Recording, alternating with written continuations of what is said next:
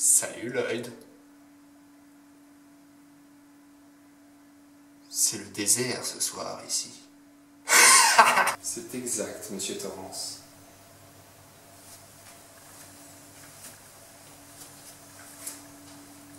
Qu'est-ce que ce sera? Eh bien, je suis terriblement content que vous me le demandiez, Lloyd. Parce que j'ai justement 2 billets de 20 et de 10 dollars ici dans mon porte-billets. J'avais très peur de les voir y rester jusqu'en avril. Voilà ce que je veux. Vous me filez une bouteille de bourbon, un petit verre et un peu de glace. Vous pouvez le faire, Lloyd, n'est-ce pas? Vous n'êtes pas débordé. Non, monsieur, je ne le suis pas du tout. Bravo.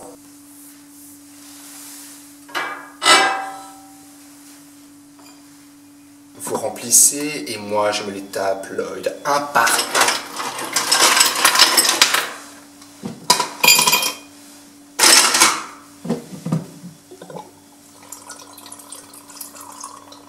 Voilà le péché des blancs, Lloyd, mon pote. Voilà le péché des blancs. Il vous faut payer avec un 4 minutes cinéma sur Shining, monsieur Torrance.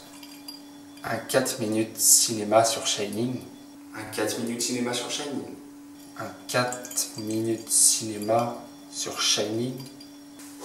Je vous laisse appeler Hugo. Je t'adore, petit enfant de pute.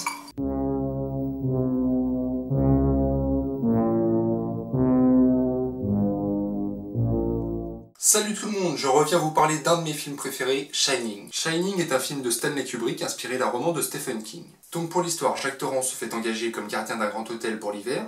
Il s'y installe avec sa femme et son fils et compte en profiter pour écrire un roman. Mais le sentiment d'enfermement va le rendre fou dangereux. Le film est composé de plusieurs chapitres, séparés par des titres sur fond noir comme des cartons jouant sur le rythme.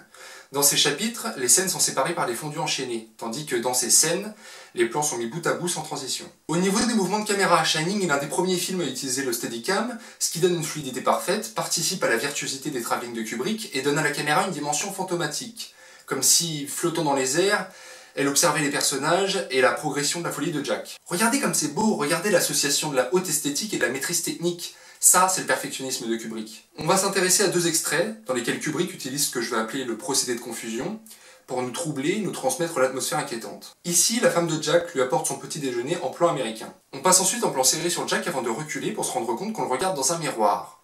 Seulement, on le remarque pas forcément au premier coup d'œil. On peut penser que la pièce est divisée par une voûte. Mais lorsque nous constatons que la femme regarde dans l'autre direction, nous avons un court moment de désorientation. On se rapproche ensuite du miroir pour l'oublier. On pourrait avoir l'impression qu'on a changé de plan pour filmer les personnages de face, mais c'est toujours le miroir, la caméra leur tourne le dos. Dans cette séquence, maintenant, on introduit par un gros plan sur la machine à écrire, pour nous montrer ensuite que Jack ne travaille pas, et on met en parallèle son activité avec celle de la femme et du fils. Il y a une continuité dans les mouvements au Steadicam, dans les virages effectués, comme si le père aussi était enfermé dans un labyrinthe. Ensuite, lorsqu'il va regarder la maquette du labyrinthe, il va y avoir une confusion entre la maquette et la vue aérienne du vrai labyrinthe, comme s'il était en train de voir sa femme et son fils se promener dans cette maquette. Ce film a participé à l'image de génie paranoïaque de Kubrick, qui errait la barbe et les cheveux longs dans l'hôtel à la manière du personnage de Jack Torrance, et qui, selon la légende, exacerbait volontairement l'état émotionnel de son actrice. Voilà, j'espère vous avoir donné envie de voir ou de revoir ce film d'un des plus grands génies du cinéma, et je vous dis à la prochaine.